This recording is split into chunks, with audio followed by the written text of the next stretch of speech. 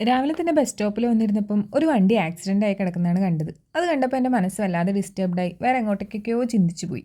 പിന്നെ ഓഫീസിലെത്തി കഴിഞ്ഞാൽ പിന്നെ നമ്മളതെല്ലാം പടയെന്ന് മറക്കുമല്ലോ. കാരണം നമുക്ക് ഇഷ്ടം പോലെ ജോലിയുണ്ട് ചെയ്യാൻ. അപ്പോൾ നമ്മുടെ ഡ്യൂട്ടിയൊക്കെ ആരംഭിച്ചു. ഇന്ന് ഞങ്ങളുടെ ഓഫീസിലൊരു കൊളീഗിൻ്റെ ബർത്ത്ഡേ ആയിരുന്നു. അപ്പോൾ അതിന് ചിലവ് കൊണ്ടുവന്നിട്ടുണ്ടായിരുന്നു. എല്ലാവരുടെയും ബർത്ത്ഡേസിന് ചിലവ് കൊടുക്കുന്ന ഒരു മനോഹരമായ ആചാരം ഞങ്ങളുടെ ഓഫീസിലുണ്ട്. പിന്നെ 7th ഫ്ലോറിൽ ടോയ്സിൻ്റെയും ഡ്രസ്സിൻ്റെയും ഒക്കെ ഒരു എക്സിബിഷൻ ഉണ്ടായിരുന്നു. അപ്പോൾ അവിടെയൊക്കെ പോയി നോക്കി. സംഭവം കാര്യമായിട്ടുള്ള നോക്കലൊക്കെ ഉള്ളൂ, വാങ്ങിക്കലൊക്കെ കണക്കാ. പിന്നെ എൻ്റെ അപ്പുറത്തിരിക്കുന്നവൻ ഒരു ബൂമ്പാങ് കൊണ്ടുവന്നിട്ടുണ്ടായിരുന്നു. ഒരെണ്ണേ ഉണ്ടായിട്ടുള്ളതുകൊണ്ട് ഷെയർ ഇട്ട് കഴിച്ചു. എനിക്ക് ഇതേപോലെ വീർപ്പിച്ച് പൊട്ടിക്കാൻ അറിയില്ല എന്ന് പറഞ്ഞപ്പോൾ തുടങ്ങിയ ഷോയാണ് അവൻ്റെ.